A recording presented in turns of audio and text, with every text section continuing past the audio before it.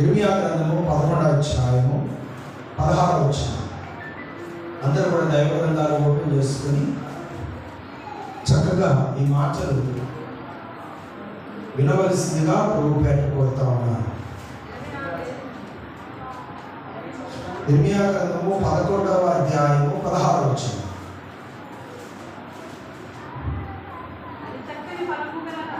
అది చక్కని ఫలము గల పచ్చని ఒలీవ చెట్టని యెహోవా నీకు పేరు పెట్టెను. ప్రియులారా, దేవుడు మాట్లాడుతున్నాడు.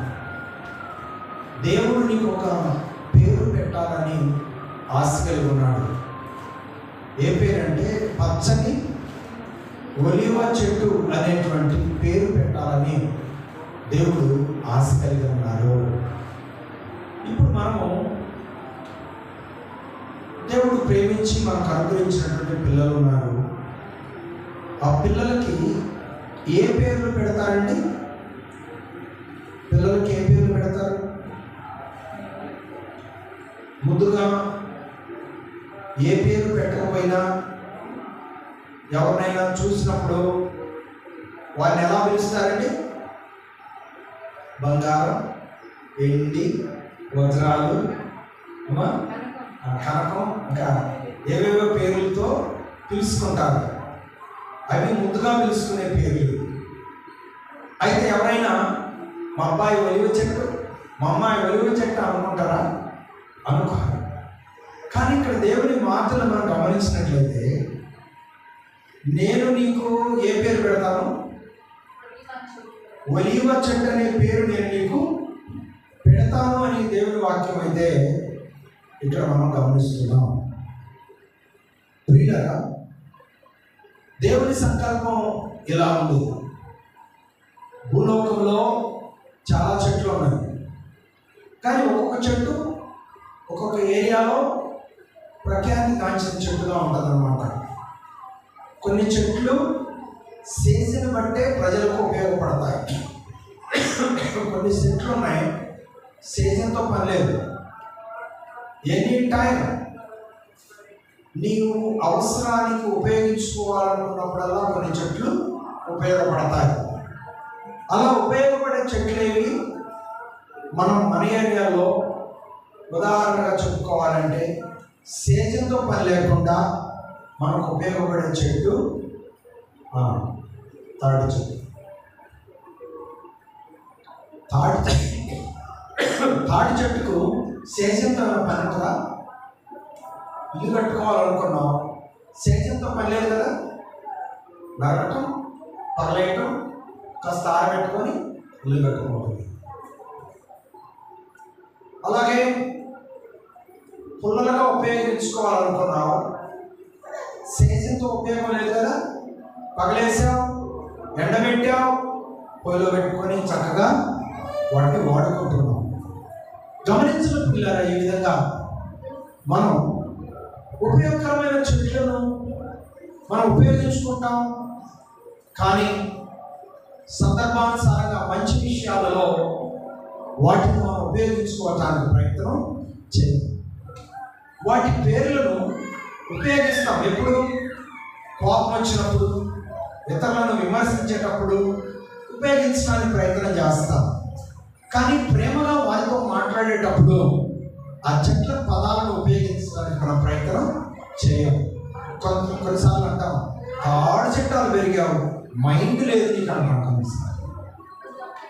అంటే అది మంచి పదం అంటారా, బలహీనమైన పదం అంటారా?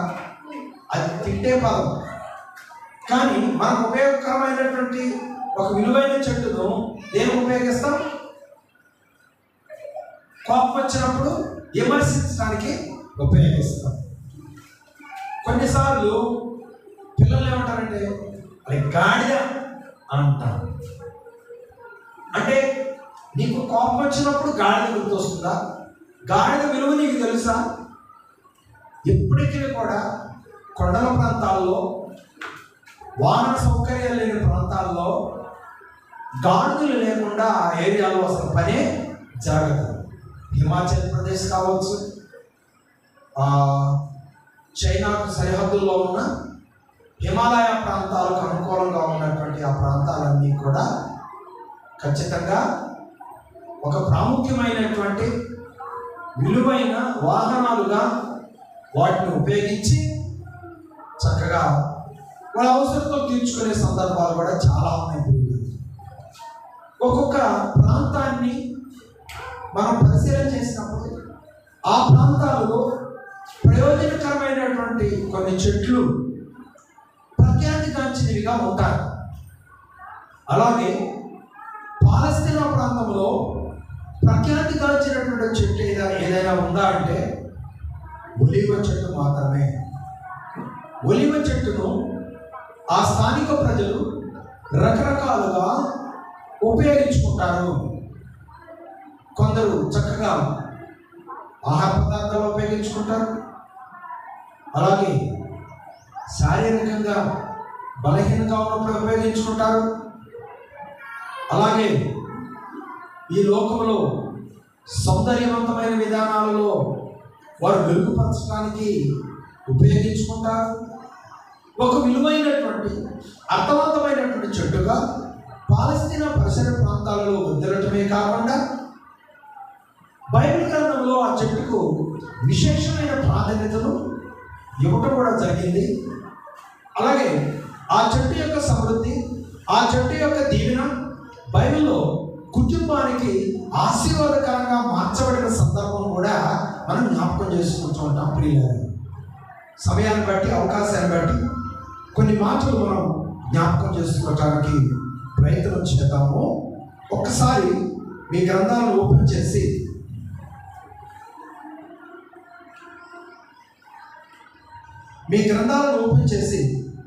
కొన్ని మాటలు ఈ సమయంలో మీకు జ్ఞాపకం చేస్తాను.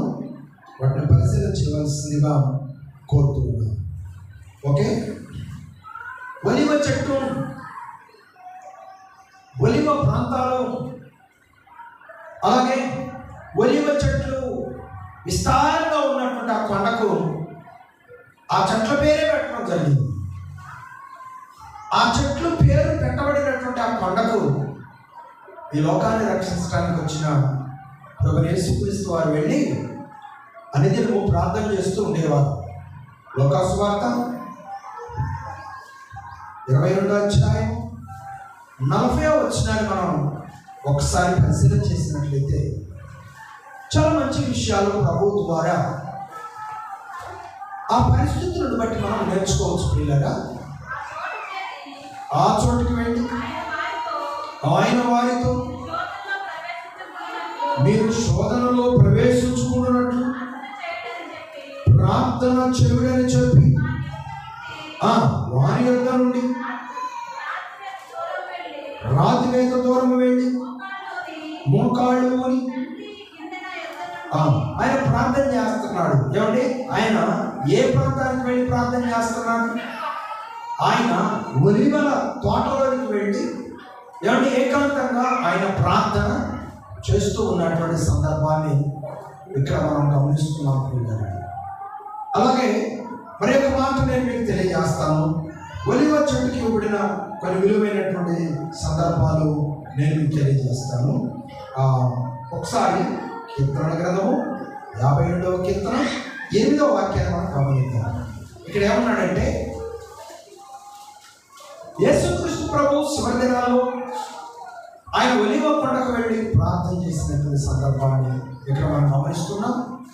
అలాగే పాత నిబంధన కాలపు భక్తులు ఈ ఒలివ చెట్టును జ్ఞాపకం చేసుకున్నారు. ఎలా జ్ఞాపకం చేసుకున్నారు?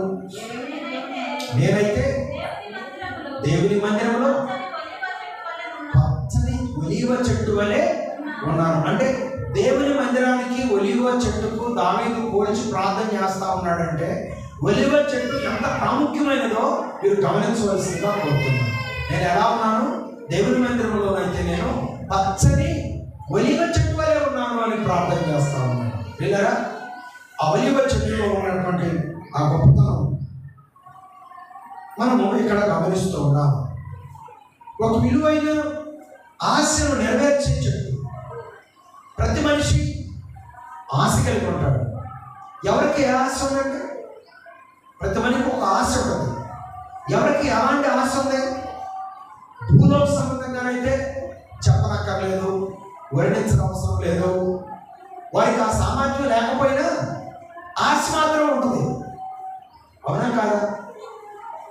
కొందరిని మనం కళ్ళతో చూస్తున్నప్పుడు మనకు ఆ సామర్థ్యం లేకపోయినా వారిలాగా నేను ఉంటే బాగుంటుంది, వారిలాగా నా అవసరత తీర్చుకునే ఆ సౌకర్యాలు కల్పించుకుంటే బాగుంటుంది, వారిలాగా నేను ఉండాలి, వీరిలాగా నేను ఉండాలని చెప్పి మనకు లేని వాటిని భూలోకంలో కలిగి ఉన్న ప్రజలను చూస్తూ ఉన్నప్పుడు నేను కూడా అలా ఉంటే బాగుండు అనే ఆశ ప్రతి వారికి ఉంటుంది. ఆ ఆశ లేని వారంటూ ఎవరో లేరు. కానీ దావీదు గారికి అన్నీ ఉన్నాయి. కానీ ఎవరినో చూసి దాన్ని నేను సంపాదించుకోవాలి, ఎవరో ధరించిన దాన్ని చూసి దీన్ని నేను ధరించాలనే తలంపులు అయితే అతనికి లేవు. అతను ఉన్నతమైన దీవించబడిన వ్యక్తి. కానీ అతని ఆశ అంతా కూడా దేని మీద ఉందంటే దేవుని మందిరం మీద ఉంది. దేవుని సన్నిధిలో ప్రార్థించడానికి ఆశ కలిగి ఉన్నాడు. దేవుని సన్నిధిలో సమయాన్ని గడపడానికి ఆశ కలిగి ఉన్నాడు. దేవుని సన్నిధిలో ప్రార్థించడానికి ఆశ కలిగి ఉన్నాడు. ఈరోజు భౌతికంగా మనకి ఎన్నో ఆశలు ఉంటాయి. ఆశలు ఉండటం మంచిదే. అవి మనకు అవసరమైతే తగిన సమయంలో దేవుడు నెరవేర్చినట్లుగా మనం ప్రార్థన చేద్దాం. అదొక సబ్జెక్ట్.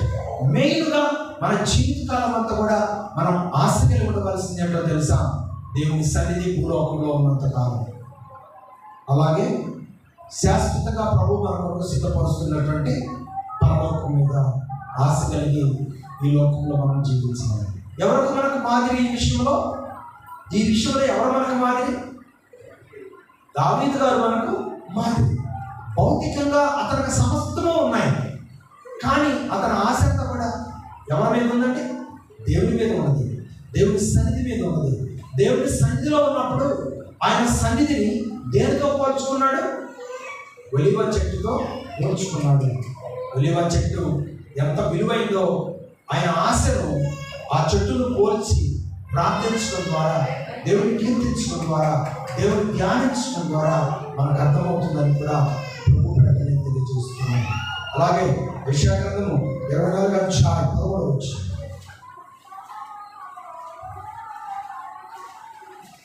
యెషయా గ్రంథం 24:13 మనం ఒకసారి జ్ఞాపకం చేసుకున్నట్లయితే, అంటే భక్తులు ఒలివ చెట్టును జ్ఞాపకం చేసుకున్న విధానాన్ని నేను మీకు చూపిస్తున్నాను. ఒలివ చెట్టు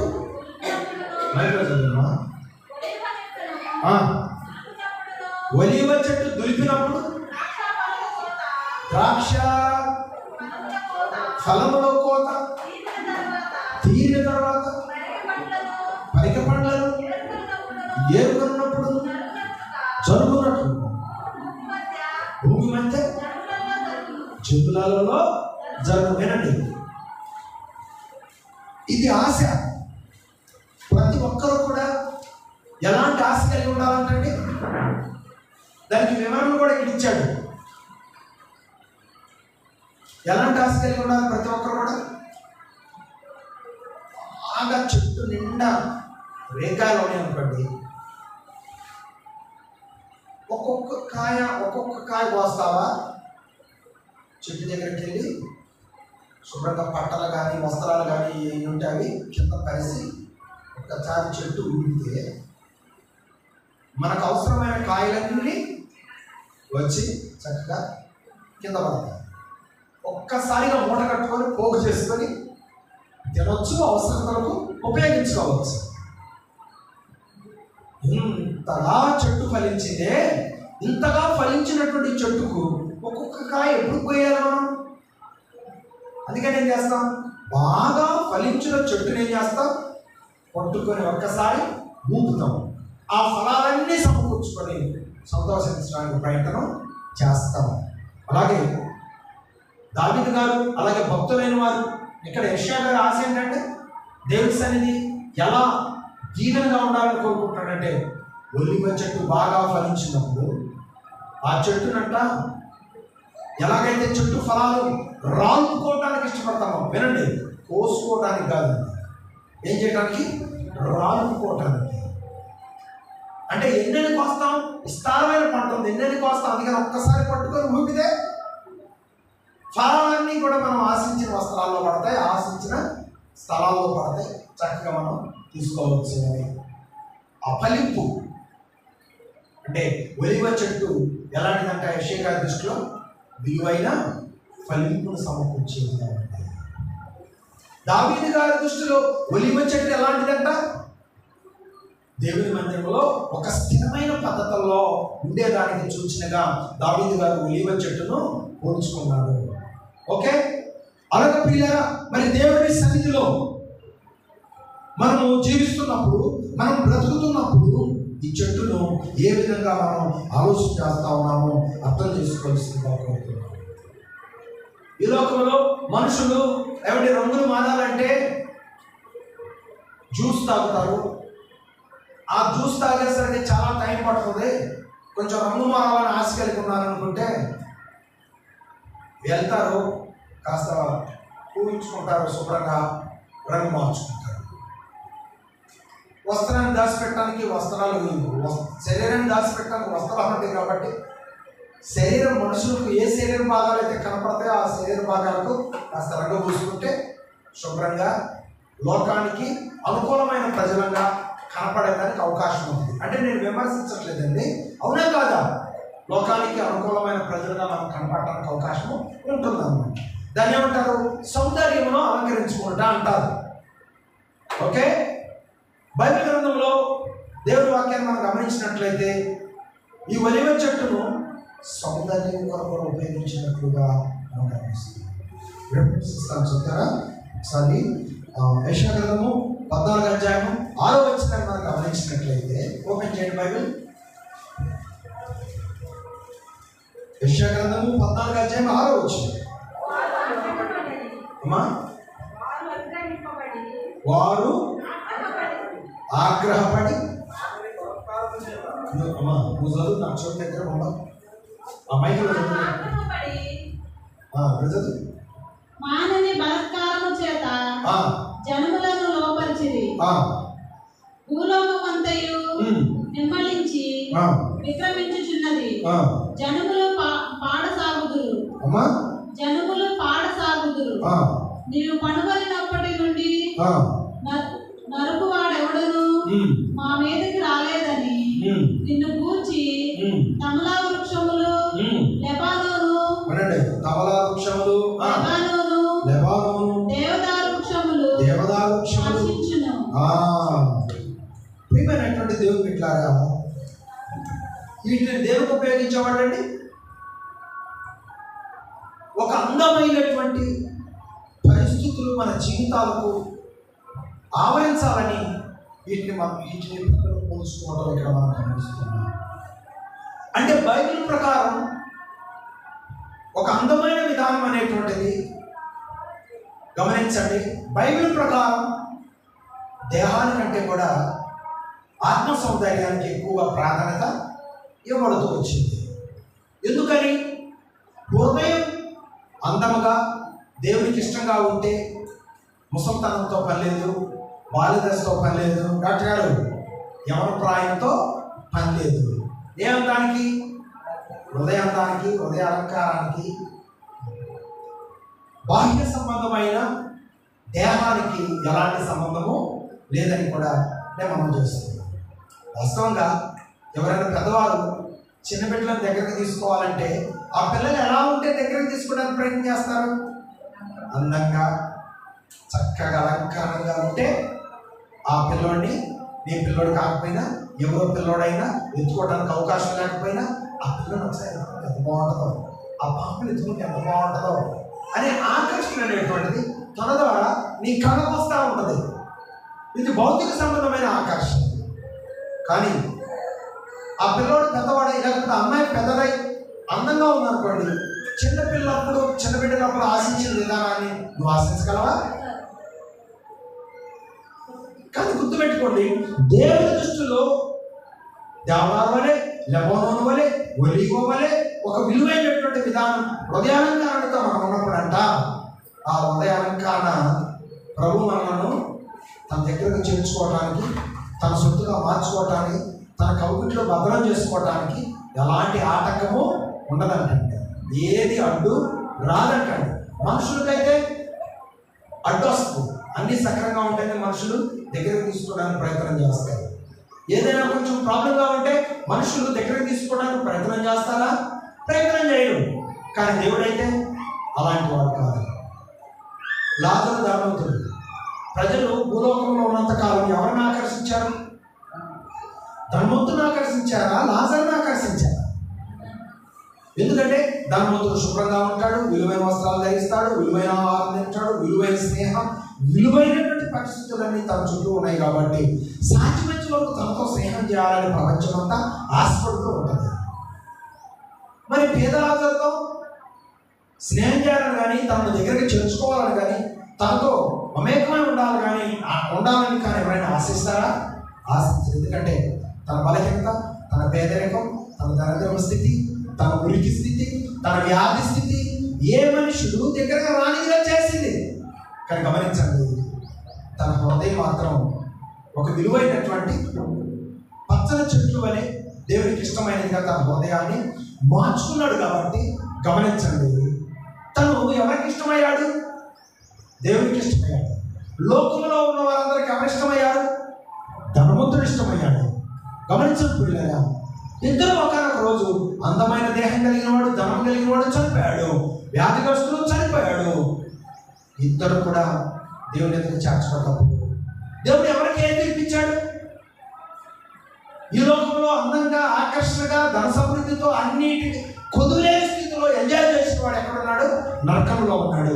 భూలోకంలో ఎవరికి ఇష్టం లేకపోయినా, ఏ సౌకర్యాన్ని అనుభవించకపోయినా ప్రియులారా, దేవునికి తన హృదయాన్ని ఇష్టంగా మార్చుకొని దేవుని చిత్తంలో ఉన్న దాంట్లో నమ్మకంగా ఉంటూ ప్రాణం ఉన్నంత వరకు దేవుని కొరకు నమ్మకంగా బ్రతికినటువంటి లాజరేమో అబ్రహాములో ఉన్న ఆనుకొని ఆనందించే భాగ్యాన్ని సంపాదించుకున్నాడు. ఈ రోజున దేవుని ఆరాధించడానికి నీకున్న స్థితిని ఎవడిస్తున్నావా? దేవుని ఆరాధించడానికి హైటెక్ సిటీలో ఉన్న సౌకర్యాల కొరకు పరిగెడుతున్నావా? ప్రభు ప్రశ్న అడుగుతున్నాడు. ఎవరి లోకమంతా ఎవరిని ప్రేమించింది? మళ్ళా అడుగుతున్న ప్రశ్న, లోకమంతా ఎవరిని ప్రేమించింది? ధనవంతుని ప్రేమించింది. లోకమంతా ఎవరిని ప్రేమించలేదు? లాజరును ప్రేమించింది. కానీ హృదయ రహస్యాలు ఎదిగిన దేవుడు ధనవంతుడు పైకి అన్ని విషయాల్లో సెలెక్ట్గా ఉన్నాడు. పేదరాజు మాత్రం భౌతికంగా ఏ విషయంలో అర్హుడుగా లేడు. ధనవంతుడు మాత్రం ఏమండి అన్ని విషయాల్లో లోకానికి ఆకర్షణగా ఉన్న హృదయంలో మాత్రం దేవుడికి దూరస్తుగా ఉన్నాడు, వ్యాధిగ్రస్తుగా ఉన్నాడు, చెడ్డవాడిగా ఉన్నాడు, అసహ్యుడిగా ఉన్నాడు. లాజరు మాత్రం హృదయాంతరంలో దేవునికి ఇష్టడుగా, సమీపస్తుడుగా, దేవుని ఏర్పాట్లు నిలిచిన్నవాడుగా ఎరుగు చేయబడ్డాడు. ఈ రోజున నువ్వు ఎక్కడ కూర్చున్నావు, ఎంతమందితో కూర్చున్నావు, ఏ సౌకర్యాలతో కూర్చున్నావు అనేటువంటి వైపు నువ్వు చూస్తే నువ్వు ధనవంతులతో సమానం. నీకున్న స్థితిలో దేవుని సన్నిధిలో నమ్మకంగా ఉన్న స్థితి లాజరు స్వభావం. దేవునికి స్తోత్రం. కాబట్టి ప్రియులారా, ఈ రోజు నువ్వు ఏ స్వభావాన్ని కలిగి ఉన్నావు? దేవుడు ఇస్తే పొందుకో, సంతోషించు, ఎంజాయ్ చేయి. దేవుడు ఇవ్వలేదు, ఉన్నదాంతో తృప్తి పొంది దేవుడికి నమ్మకంగా జీవించడానికి మన ప్రయత్నము చేసేవారిగా ఉండాలని ప్రభుపేట నేను కోరుతున్నాను. చూడండి, సకల సౌకర్యాలతో నింపబడిన ఇల్లు పక్కన ఉంది, ఏ సౌకర్యం లేని మన ఇల్లు పక్కన ఉంది. ఇప్పుడు ఆ సౌకర్యాలన్నీ నీకు రావు కదా, ఆ సంగతి నీకు తెలుసు కాబట్టి నువ్వేం చేస్తావు? మన దాంట్లోనే జాగ్రత్తగా నివసిస్తూ నీ పనులు చేసుకుంటావు. నీకు సమృద్ధి కలిగినప్పుడు సాధ్యమైనంత విధంగా సాధ్యమైనంత పనులు చేసుకోవడానికి ప్రయత్నము చేస్తూ ఉంటావు. అవునా కాదా? ఏమే నా ఇంటిని నేను అసలు బాగు చేయను, కొంచెం కూడా బాగు చేయను, అసలు ఆ ఇల్లు లాగా ఎందుకు లేదు, అసలు ఎదురుపెట్టి ఆ ఇంట్లో పోతే బాగుందనే తలంపు వచ్చింది అనుకోండి, అది శ్రేష్టమైన తలంపేనా? అది ఏమాత్రం తృప్తికరమైన తలంపు మాత్రం కాదు. నీకు ఆశ ఉంది, నీ ఆశ తీర్చుకోవడానికి కొంచెం చెప్పుకుంటూ వస్తావు. తర్వాత మరలా నువ్వు ఎక్కడ ఉండాలి? మరలా నీకు దేవుడి ఇచ్చిన ఇంట్లోనే నువ్వు ఉండాలి. కానీ గమనించండి, నిదానంగా నిన్ను దేవుడు ఆర్థికంగా అభివృద్ధి చేసే కొనదు ఆ ఇంటిని అభివృద్ధి చేసుకుంటూ ఇంటికి కావాల్సిన సౌకర్యాలు సిద్ధపరచుకొని కాలం కొంచెం ఆలస్యమైన ఆలస్యంగా పనిచేస్తున్నాం అనుకోండి, నీ ఆశ నెరవేరుతుంది. సకల సౌకర్యాలు ఇంట్లోనే నువ్వు అనుభవించవచ్చు. దేవునికి స్తోత్రం. ఈరోజు ప్రజల ఆలోచన విధానాలు ఎలా ఉన్నాయంటే, నా ఇంటికి మాత్రం రూపాయి పెట్టను, నా ఇంటికి మాత్రం కావాల్సిన సౌకర్యాలు సిద్ధపరచుకోను, కానీ ఆ సౌకర్యాలు మాత్రం నాకు కావాలి. ఎలా వస్తాయి? కష్టం. కాబట్టి ఆ సౌకర్యాలు నీకు కావాలంటే నువ్వు కొంత శ్రద్ధ చూపించాలి, ధనం ఖర్చు పెట్టాలి, సమయం కేటాయించాలి, ప్రార్థన చేయాలి, తగిన సమయం వచ్చే వరకు కనిపెట్టాలి. అప్పుడు దేవుడు ఖచ్చితంగా అద్భుతాలు చేస్తాడు. స్థానిక సంఘ పరిస్థితి, దేవుడు ఇచ్చినటువంటి విశ్వాస జీవితంలో జీవిస్తున్న మనందరూ కూడా ఎలాంటి స్వభావాన్ని కలిగి ఉండవలసిందిగా దేవుని వాక్యం ద్వారా నేను మీకు తెలియజేస్తామని. అలాగే ఇక ఒలివ నూనెను పాత నిబంధన కాలంలో దేనికి ఉపయోగించేవారు? లేవికాండం 24వ అధ్యాయం 2వ వచనం. లేవికాండం 24వ అధ్యాయం 2వ వచనం. త్వరగా చూద్దాం. లేవికాండం 24వ అధ్యాయం 2వ వచనం. దీపము నిత్యము వెలుగుతున్నట్లు. ఏమండి? దీపము నిత్యము వెలుగుచు ఉండుట కొరకు, ప్రదీపము కొరకు దంచి తీసిన అచ్చమైన ఒలీవ నూనెను అదండి. అతి పరిశుద్ధ స్థలంలో ఎప్పుడు దేవునికి వెలుగు ఎప్పుడు ఉండాలంటే, ఆ వెలుగు ఆరిపోకుండా ఉండాలంటే ఆ ప్రతిమలో నూనె పోయాలి. ఏ నూనె పోయాలంటే ఒలివ నూనె కూడా ఎలాంటి నూనె పోయాలంట? దంచి తీసిన నూనె ఆ ప్రతిమలో పోసినప్పుడు ఆ ఎప్పుడు వెలుగు దేవుని సన్నిధిలో ఉంటుందంట. అంటే దేవుని సన్నిధిలో వెలుగు ఎప్పుడు ఉండాలంటే ఏ నూనె ద్వారా దేవుడు ఆ వెలుగును కోరుకున్నాడు? టెక్నికల్గా తయారు చేసిన నూనె, దంచి తీసిన నూనెకు దేవునికి ఎంతో ఇష్టం. ఆ నూనె వెలుగు ఆ పరిశుద్ధ స్థలాన్ని ప్రకాశింపజేస్తుంది. పిల్లల అది పాత నిబంధన కాలంలో దేవుడు ఆశించిన విధానం. కొత్త నిబంధనలకు వచ్చేసరికి ఆ ఆశించిన విధానం ప్రజలు అంతగా ఇష్టపడలేదు, మార్పును ఆకాంక్షించలేదు. కాబట్టి శుద్ధుడైన యేసుక్రీస్తు వారే ఈ లోకంలోనికి వచ్చి ఒలివ నూనె దంచబడి ఆలయముకు వెలుగిచ్చింది. ప్రభువు యేసుక్రీస్తు వారి ఈ లోకంలోనికి వచ్చి మన కొరకు దంచబడి, నలకబడి, కొట్టబడి, కోయబడి ఆయన సిద్ధించిన అమూల్యమైన రక్తం ఏం చేసింది? ప్రపంచంలో ఉన్న సర్వమానవ వాళ్ళకి పరిశుద్ధతను కలిగించింది. దేవుని స్తోత్రం. చీకట్లో నలిగిపోతున్న ప్రతి హృదయానికి వెలుగునిచ్చింది. యేసు ప్రభువు వారి యొక్క రక్తం అనే ఒక పరిశుద్ధత చీకట్లో ఉన్న హృదయాలకు వెలుగునిచ్చింది. ప్రపంచంలో ఉన్న ప్రతి మనిషికి వెలుగు ఇవ్వడానికి ఆ యేసు రక్తం ప్రతి మనిషి వద్దకు ప్రవహించడానికి సమీపంగా ఉందని కూడా దేవుని ప్రకటన తెలియజేస్తుంది. దంచి తీసిన ఒలివలోనే ఆలయంలోనే వెలిగించింది. కానీ దంచబడి మన కొరకు నలబడి, కొట్టబడి, కోయబడి చిందించిన రక్తం పక్షుల వలన అంగీకరించిన ప్రతి వారి జీవితంలో దేవుడు పరిపూర్ణమైన మార్పు అనే వెలుగును జీవితాల్లోకి ప్రవేశింపజేసి ప్రభువైన యేసుక్రీస్తు. కాబట్టి ప్రియులారా, అచ్చము ఒలివ నూనెతో దంచిన నూనె ద్వారా ఆ ఆలయాన్ని ప్రేమిస్తున్న వారికి మాత్రమే దేవుని ప్రణాళిక దొరికింది. కానీ యేసయ్య రక్తము ద్వారా ఏమండి ఈరోజు ప్రపంచమంతటికి కూడా ప్రవాహం వలె వారి అంతకే వెళ్తా ఉంది. ప్రవాహం వలె ఆ కృపా వాక్యము వారి అంతకు వెళ్తా ఉంది. ఎలా వెళ్తా ఉంది? ఈరోజు సకల జనులకు సువార్త ప్రకటించబడతా ఉంది. ప్రతి భాషలో మాట్లాడే వారిలో సువార్త ప్రకటించబడతా ఉంది. ప్రతి జాతిలో, ప్రతి మతంలో, ప్రతి గ్రామంలో దేవుని సువార్త ప్రకటించబడతా ఉంది. ఎవరు సామర్థ్యం పడిన వారు వినే విధానంలో దేవుడు అవకాశాన్ని కలిగించాడు. మరి ఇది గొప్ప సంగతి కాదా? సోషల్ మీడియా ఉంది, యూట్యూబ్, ఫేస్బుక్, ట్విట్టర్, ఏమండి మరి రకరకాలైనటువంటి సోషల్ మీడియా యాప్స్ ఉన్నాయి. ఆ యాప్స్లో ఎవరు నచ్చిన వాళ్ళు పోస్ట్ చేస్తూ ఉన్నారు. కఠినమైనటువంటి మార్పు లేని వారైనా కఠినమైనటువంటి ఎవరి మరి హిందూ సిద్ధాంతం ప్రకారం అన్యాచారాల్లో ఉండేవాళ్ళైనా ఏదో చూడాలనిపించినప్పుడు నొక్కారనుకోండి, వాళ్ళకు చక్కగా దేవుని మాటలు వినిపించబడుతున్నాయా లేదా? వినిపించబడుతున్నాయా లేదా? కాబట్టి పిల్లలు మీరు అర్థం చేసుకోండి. మరి చాలామంది మన గ్రామంలో ఉన్నటువంటి రైతు వాణిలు కూడా నా కాంటాక్ట్లో ఉన్న వాళ్ళందరూ చక్కగా ప్రతిరోజు నేను పంపిస్తున్న వాక్యాన్ని చూస్తున్నారు ఈరోజు. అంటే ఆ మాటలు వింటున్నారా లేదా? ఏదో ఒక రోజు ఖచ్చితంగా ఆ మాటలకు లోబడే విధంగా దేవుడు కార్యాలు చేస్తాడా లేదా? మనం విశ్వాసంతో ప్రార్థన చేస్తే తగిన సమయంలో దేవుడు ఖచ్చితంగా కార్యాలు జరిపిస్తాడు. కాబట్టి ప్రియులారా, యేసు ప్రభు రక్తము ద్వారా కడగబడిన ప్రతి వారు కూడా ఎలా ఉండాలనే దేవుడి చిత్తం. అచ్చము దంచబడిన ఒలీవ నూనె ఏదో ఒక గంట సేపు వెలుగునిచ్చిగా ఆరిపోవాలని ఉద్దేశమా? ఆ ఆలయంలో ఆ నూనె, ఆ ఆలయంలో ఆ వెలుగు నిత్యము వెలగాలనేటువంటిది దేవుని ప్రణాళిక. అంటే ఒకసారి దీపం వెలిగించిన తర్వాత ఇక ఆ వెలుగు ఎప్పుడు ఉండాలి, ఆ దీపం ఎప్పుడు వెలిగించబడాలనేటువంటిది దేవుని ప్రణాళిక. అవునా కదా?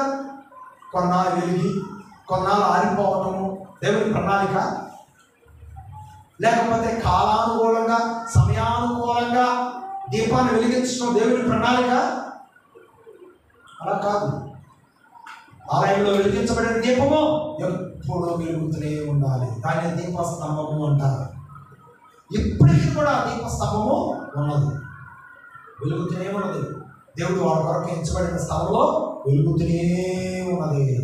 అలాగే దేవుని బిడ్డలు కూడా ఆయన రక్తంలో కడగబడి ఒక్కసారి మారిన తర్వాత ఇక ఆ మార్పు ప్రాణమున్నంత వరకు కొనసాగాలి. దేవునికి స్తోత్రాలు చెప్తామా?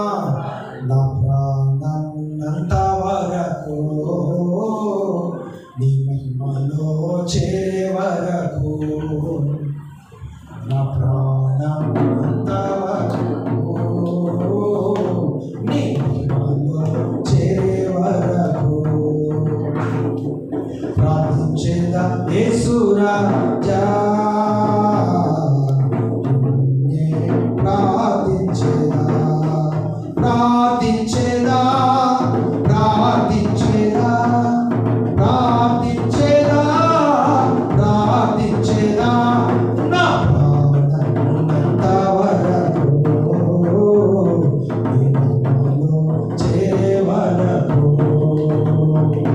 నా ప్రాణమున్నంత వరకు నీ మహిమలో చేరే వరకు స్తుతించేదా యేసు రాజా, నిన్నే స్తుతించేదా స్తుతించేదా యేసు రాజా,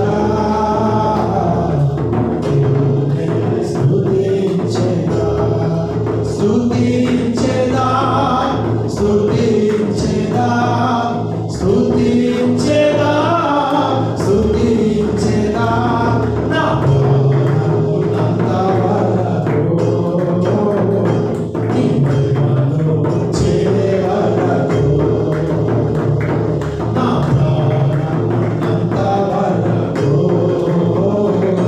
నీ మహిమలో చేరే వరకు. కాబట్టి పిల్లల దేవుని సన్నిధిలో మనం ఎల్లప్పుడూ ప్రాణమున్నంత వరకు స్తుతించే విధంగా ఉండాలి.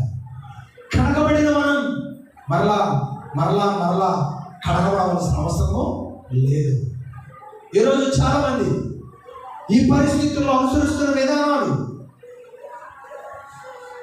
యేసుక్రీస్తు ప్రభు మన కొరకు సిలువ వేయబడిన సందర్భాలను మనం జ్ఞాపకం చేసుకుంటున్నామే తప్ప యేసుక్రీస్తు ఈ సందర్భాల్లో ఆయన మన కొరకు శ్రమలు పడలేదు.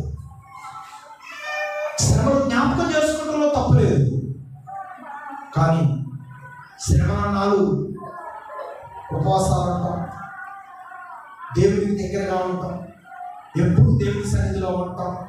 ఈ మధ్యకాలంలో మళ్ళా వాళ్ళు ప్రతి దేవునికి ఒక మానం ఉన్నట్టు యేసు ప్రభు కూడా ఒక మానం ఉండాలని అది ఒకటి సిద్ధపరచుకున్నారు. అది బైబిల్లో లేదు. అసలు లోకాన్ని చూసి అనుసరించడమే తప్ప బైబిల్లో లేదు. బైబిల్ ఏం చెప్తుందంటే అచ్చం దంచి తీసిన ఒలివ నూనెతో వెలిగించబడిన దీపం ఇక ఎప్పుడు వెలిగించబడాలా? అప్పుడప్పుడు వెలిగించబడాలా? అలాగే యేసు ప్రభు రక్తంలో కనబడినటువంటి వ్యక్తులు ఇక మారిన జీవితం ప్రాణంతో కొనసాగించాలి తప్ప సందర్భాన్ని బట్టి అవకాశాలను బట్టి దేవుని బిడ్డలుగా మనసపడి కొన్నాళ్ళు అలా జీవించి ఇక ఆ తర్వాత ఆ విధానాలన్నింటిలో నుండి విడిపించబడి మనకి ఇష్టానుసారమైన నిర్ణయాలతో సాగిపోయే మనస్తత్వాన్ని మనం ఎప్పుడూ కలిగి ఉంటానికి ప్రయత్నము చేయాలి. ఈ ఇల్లు కట్టడానికి అచ్చిపేట వాళ్ళు వచ్చారు. ఎందుకయ్యా ఆ విధానం? జీవితకాలం అంతా మారాలి, కానీ ఏదో కొన్నాళ్ళు ఇలా చేసి మళ్ళీ ఆ తర్వాత మీ ఇష్టానుసారంగా జీవించడం అది దేవుని చిత్తం కాదు కదంటే ఎంతో కోపడ్డాడు. మనం తీసుకోవడం ద్వారా, దీక్ష తీసుకోవడం ద్వారా మాకు ఆ మేలు జరిగింది, ఈ మేలు జరిగింది. ఈ మేలు జరిగింది శరీరంతో ఉన్నంతకాలం. మరి దేవుడు చేసిన త్యాగానికి ప్రతిఫలంగా నువ్వు దేవునికి కృతజ్ఞతలు చెల్లించే విధానాన్ని ఎప్పుడు కొనసాగించాలి? అంటే నీ మేలు కొరకే దేవుడిని అడ్డం పెట్టుకుంటున్నావా? దేవుడు నీ కొరకు చేసిన త్యాగాన్ని బట్టి నీ జీవితాన్ని మార్చుకోవాలి కదా మరి. కాబట్టి ఏదో నాకు మేలు జరగాలనే ఉద్దేశంతో దేవుని పేరట ఏదో చేసి మేలు జరిగిన తర్వాత మరలా విధానాలను మర్చిపోయి మరలా మీ ఇష్టానుసారంగా జీవించే పద్ధతులను అనుసరించడం అది దేవునికి ఏమాత్రం ఇష్టమైంది కాదు. యేసు ప్రభు అలనాడు చిందించిన రక్త ప్రోక్షణ ప్రభావం ఇప్పటికీ కూడా కొనసాగుతూనే ఉందా, ఆగిపోయిందా? చెప్పండి. ఆయన చిందించిన రక్షణ ప్రోక్షణ ద్వారా అన్యులైన వారు ఇప్పటికీ కూడా ఎవరి మార్చబడి ప్రభు బిడ్డలుగా తన మహిమ కొరకు జీవిస్తున్నారా లేదా? జీవిస్తున్నారు. పాత నిబంధన కాలంలో యేసు రాకముందు ఎప్పుడు నిత్యము దంచిన ఒలీవ నూనె ద్వారా దీపాలు వెలిగాయి. ఇప్పుడు ఆ దీపాలకు ప్రాముఖ్యత ఇవ్వనవసరం లేదు. ఎందుకంటే ఇప్పుడు ప్రభువైన యేసుక్రీస్తు వారే వెలుగుతున్న దీపముగా మన హృదయాల్లోకి ప్రవేశించాడు. దేవునికి స్తోత్రం. కాబట్టి పిల్లరా, ఈరోజు ఏ దీపము వెలగాలని ప్రభు చెప్తున్నాడంటే హృదయం అనే దీపము వెలగాలి. ఎందుకంటే ఈ హృదయం ఎలా ఉందండి? చీకటితోనూ అంధకార సంబంధమైన క్రియలతో నింపబడి ఉన్నాయి. వాటిలో నుండి మనము మార్పు చెందటమే దేవుని వెలుగును మనము ఆస్వాదించినట్లు అనే వాస్తవాన్ని గుర్తించి దేవుని ప్రణాళికలో మనం నడవడానికి, మన జీవితాలను స్థిరపరచుకోవడానికి సిద్ధంగా ఉండాలని దేవుని వాక్యం అయితే తెలియజేస్తాము. కాబట్టి దేవునికి అద్భుతమైన సంబంధాన్ని కలిగించే ఈ విలువైనటువంటి ఒక ఉదాహరణ ఎవరు అనగా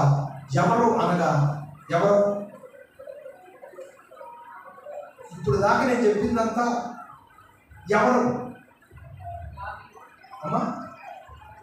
అదే ఇందాక ఫస్ట్ లోనే చెప్పిన బంగారమే, ఎండే, వజ్రాలని ఎవరునంటారు? ఓకే. అలాగే ఇప్పుడు వరకు నేను చెప్పింది ఎవరి గురించి? చెట్టును అంటారు, పిల్లలు అంటారు బంగారం ఎండి అని. అలాగే ఈ మాటలన్నీ కూడా ఎవరికి వర్తిస్తాయి? మనుషులకు వర్తిస్తాయి. దైవ సంబంధమైన విధానాలలో అనుకూలంగా ఉపయోగపడినటువంటి చెట్టు పేరేంటి? ఒలీవ చెట్టు. ఆయన ప్రార్థించడానికి ఏ చెట్టుని ఎన్నుకున్నాడు? మనిషి తన సౌందర్యం కొరకు రకరకాలైన పరిమాణాలు ఉపయోగిస్తే ఆత్మ సౌందర్యం కొరకు మనుషులు ఏ మాదిరిని ఉపయోగించాలి? కొన్ని చెట్లు ఎలాగైతే శ్రేష్టంగా ఉన్నాయో మన హృదయాలు కూడా అలాంటి శ్రేష్టత్వాన్ని ఉపయోగించుకోవడానికి ప్రయత్నము చేయాలి అనేటువంటి సందర్భం మనం ఎక్కడ చూసాము? యెషయా గ్రంథం 14వ అధ్యాయం 6వ వచనంలో నుండి మనం చదువుకుంటూ వెళ్ళినప్పుడు కొన్ని సందర్భానుసారమైన చెట్ల పోలికలను అక్కడ ఇవ్వడం జరిగింది. ఆ పోలికలను మనం ఆత్మీయంగా అనుసరించడానికి ప్రయత్నం చేయాలి. శారీరకంగా మనం దేవుడిచ్చిన రంగు అలానే ఉంటుంది. దాన్ని మార్చుకోవడానికి ప్రయత్నం చేసిన దాని విధానం తగిన సమయం వచ్చినప్పుడు బయటపడుతుంది. ఉదాహరణకి మనం ఇటీవల కాలంలో ఎవరిని పోల్చుకోవచ్చు? ఒక మంచి సింగర్ ఉంది, మంచిగా పాటలు పాడుతూ వచ్చేది, దేవుడి పాటలు కూడా పాడుతుంది, దేవుడిని నమ్ముకుంది కూడా ఆమె. పాడుతా తీగాలో అలాగే పెద్ద పెద్ద ప్రోగ్రామ్స్లో వాళ్ళు పాల్గొంటారు, ప్రజలను అలంకరిస్తారు సంగీతం ద్వారా, గానం. కీర్తనల ద్వారా. వాళ్ళలో ఒక ఆమె మన నిద్ర మాత్రలు మింగి చాలా భయంకరమైన కోమా స్టేజ్లోకి వెళ్ళిపోయింది. మామూలుగా ఆమె స్టేజ్ మీదకి వస్తే ఎలా ఉంటుంది? దులుపుతూ ఉంటుంది. అసలు పాటలు కానీ సౌందర్యం కానీ అన్ని విషయాల్లో బాగుంటుంది. కానీ నిద్ర మాత్రలో మింగి కోమలాకి వెళ్ళిపోయేటప్పుడు తలుపులు పడగొట్టి ఆమె బయటకు తీసినప్పుడు ఎట్టుంది ఆ మొహం? ఎట్టపోయి అసలు మొహం అది. ఆ పేరు ఏదో ఉంది, కల్పన. పేరులోనే ఉంది. కల్పన కాదు అని స్టీవెన్సన్ గారు ఒక పాట రాసింది. అంటే కల్పన భౌతిక దేహంతో కల్పనను కల్పించుకుంది. కోమలకు వెళ్ళి ఆసుపత్రికి తీసుకెళ్ళేటప్పుడు అసలు మొహం బయటపడింది. అంటే మామూలు శరీర తత్వాన్ని అలంకరించుకునే విధానాలకు ఎన్నో సౌకర్యాలు ఉన్నాయి. ఓకే, ఆత్మను అలంకరించుకునే విధానానికి భూలోకంలో సౌకర్యం లేదు. వాక్యం అనేటువంటి అలంకరణ ద్వారా తప్ప. దేవునికి స్తోత్రం. కొన్ని సౌందర్యవంతమైనటువంటి ఉదాహరణలు బైబిల్లో తీసుకొని వాటిని హృదయాలంకరణగా పోల్చుకొని దేవునికి ఇష్టంగా జీవిస్తే తప్ప దానివల్ల దేవునికి ఏ ఉపయోగము లేదనే వాస్తవం. ఉదాహరణ ఎవరు తీసుకున్నా? ధనవంతుడు, పేదరాశి, సకల సౌకర్యాలు, స్వరూపము సుందరంతో కూడినటువంటి వాడు దేవునికి ఇష్టం లేకుండా పోయాడు.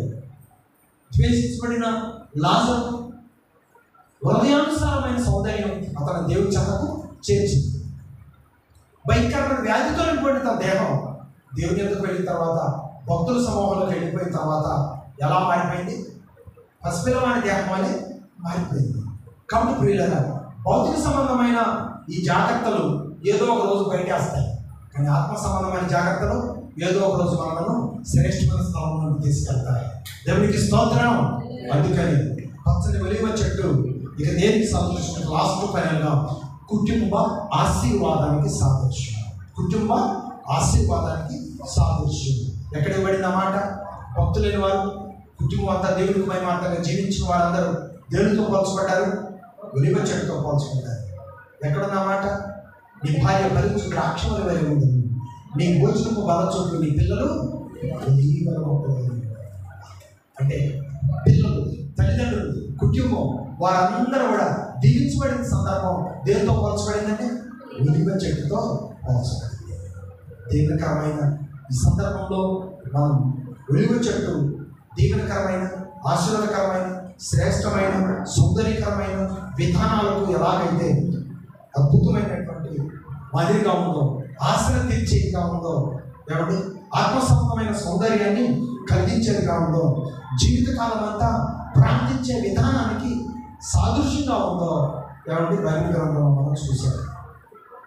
ప్రార్థన సాదృశ్యమైనటువంటి తోటగా యేసు ప్రభువే మాదిరి చూపించింది. సందర్భాన్ని జ్ఞాపకం చేస్తుంది. ఈ ఒలీవ చెట్టులో ఉన్నటువంటి ఆశీర్వాదము, ఆశ్రదించే అనుభవము, సౌందర్యాన్ని కలిగించే ఆత్మసంబంధమైన విధానం, ఎల్లప్పుడూ దేవుడితో సహవాసం కలిగి ప్రార్థించే అనుభవం. గుర్తుపెట్టుకోండి, ఎల్లప్పుడూ దేవుడితో కలిసి ప్రార్థించే అనుభవం. శ్రమతో ప్రార్థన చేయడం, క్రిస్మస్ అప్పుడు డ్యాన్స్ చేయటం, ఇది కాదండి దేవుడి చిత్తం అంటే. దేవుడి చిత్తం అంటే ఏంటండి? దేవుడి చిత్తం అంటే ఏంటి?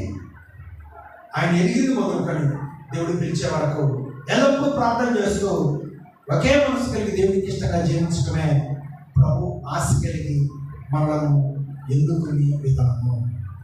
ఓకే, అలాగే మనం అడుగులు ముందు పెట్టడానికి దేవుని చిత్రంలో నిలిచి ఉండడానికి ఎల్లప్పుడూ ఆయన ప్రణాళిక మన జీవితంలో దేవుడు ఆశీర్వదకరంగా మార్చి ముందుకు నడిపించుగా ప్రార్థన చేస్తున్నాం. ప్రేమ కలిగితాను ఎప్పుడు మాట్లాడుతాను.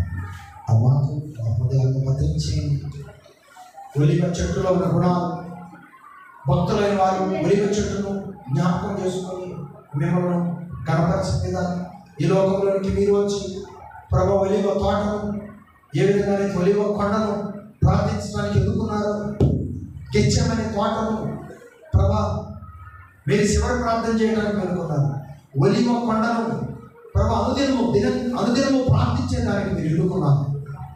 ఆ అనుభవాలు మీ జ్ఞాపకం, ఆ అనుభవాలను మా ఆత్మీయ జీవితం ఎల్లకాలం నమ్మకంగా ముందుకు కొనసాగడానికి సిద్ధ మనసు కలిగి ఉండే భాగ్యం దయచి దంచబడిన ఒలివ నూనె నిత్యము దేవుని ఎదుట దీపం వెలిగేదానికి ఉపయోగపడినట్టు మా కొరకు మీరు దంచబడి రక్తాన్ని చిందించిన విధానం ఆ పొందిన రక్షణ అనుభవం జీవితకాలం అంతా కాపాడుకొని నీకు మహిమార్థంగా ముందుకు కొనసాగే భాగ్యం మా అందరికీ దయచేసి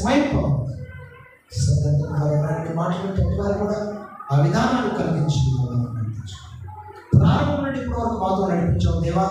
మా ముందున్న కార్యక్రమాన్ని ఇచ్చి తన సంచరించమని యేసయ్య నామములో ప్రార్థించడం జరుగుతున్నాం. ఆమేన్. మంచిది.